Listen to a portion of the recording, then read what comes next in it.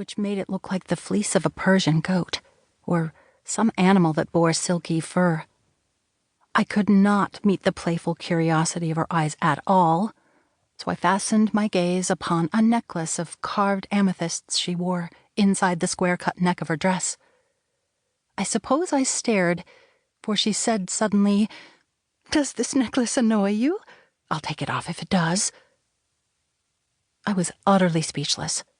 I could feel my cheeks burning. Seeing that she had hurt me, she was sorry, threw her arm impulsively about me, drew me into the corner of the sofa, and sat down beside me. "Oh, we'll get used to each other. You see, I prod you because I'm certain that Lydia and your mother have spoiled you a little. You've been overpraised to me. It's all very well to be clever, my dear, but you mustn't be solemn about it. Nothing is more tiresome. Now, let us get acquainted. Tell me about the things you like best. That's the shortcut to friendship. What do you like best in Parthia? The old Driscoll place?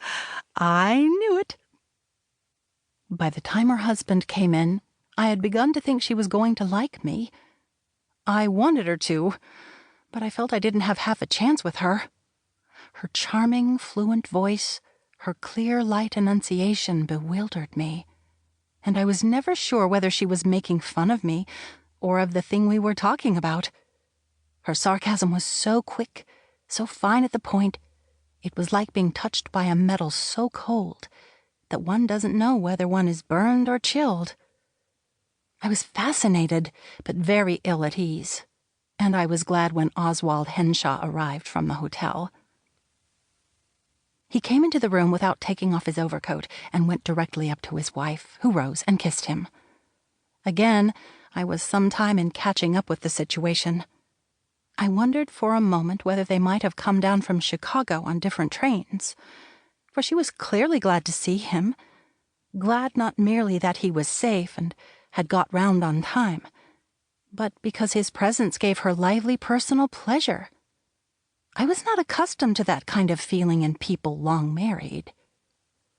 Mr. Henshawe was less perplexing than his wife, and he looked more as I had expected him to look.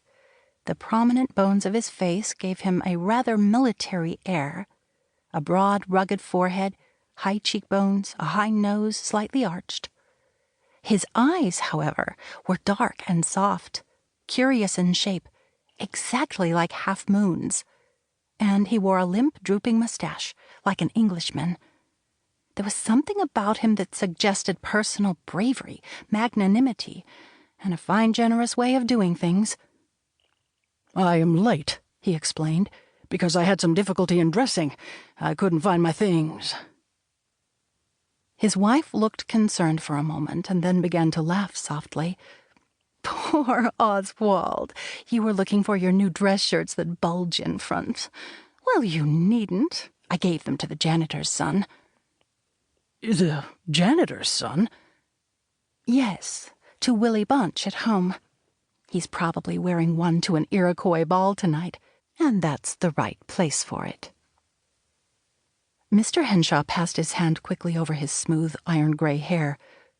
"You gave away my 6 new shirts?" "Be sure I did. You shan't wear shirts that give you a bosom, not if we go to the poorhouse. You know I can't bear you in ill-fitting things." Oswald looked at her with amusement, incredulity, and bitterness. He turned away from us with a shrug and pulled up a chair. "Well, all I can say is what a windfall for Willie." "That's the way to look at it," said his wife teasingly. "And now try to talk about something that might conceivably interest Lydia's niece. I promised Liddy to make a salad dressing."